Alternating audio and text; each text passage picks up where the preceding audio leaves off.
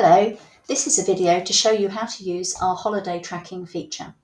So from your dashboard, go into your company, and the first thing you want to do is set up your holiday years. So go to your company settings and to your holidays tab. Here you can set up your holiday years. So you're going to say yes to track holidays.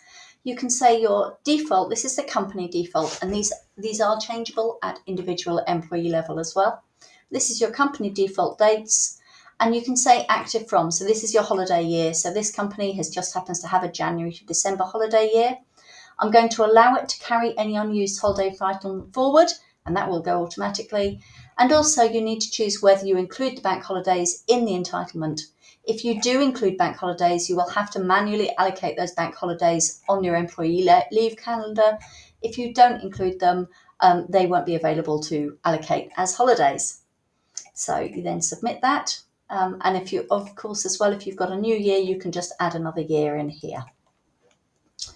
Then I'm going to go to the individual employee, and I'm going to show you how we amend their pay, so their holiday. So you've got to remember whether they're on a standard salary or work pattern or regular hours,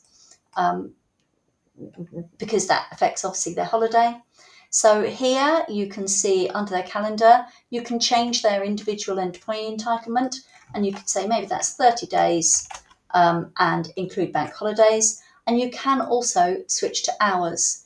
If you work on hours, if you switch this during the year, you will have to redo all of your holiday, because obviously there's a complete difference between hours and days. So we're going to do that. And then we have transferred leave. So this is leave brought forward. So this is the first holiday year for this company, so there's nothing brought forward, but you may have somebody, if this is your first year, you may have some brought forward days. So let's give 2 days. And then we're going to save that. And then we've got a couple of days holiday set up. So this one has got a Spring Bank holiday involved in it, because we include the bank holidays in the entitlement.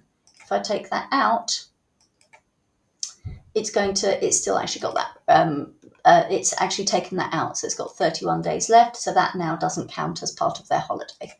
Just going to click that back on. And then we've got our holiday here. This one's already in it, so I can't actually edit the holiday, but I can remove it. And I might remove that, and I might go, actually, I'm going to have the rest of this week as holiday from the 27th to the 30th, full days, and it will take your 4 days. If I go over to a weekend date, it won't let me do it, because that weekend date is ended on a weekend. And if I go to the 2nd, it's going to just include that weekend and just take the 5 working days from the holiday. So you can see they're on holiday, but these two aren't holiday days because they're not actually working days. I think that is our holiday tracking feature shown to you. If you've got any questions, don't forget to get in touch. Thank you.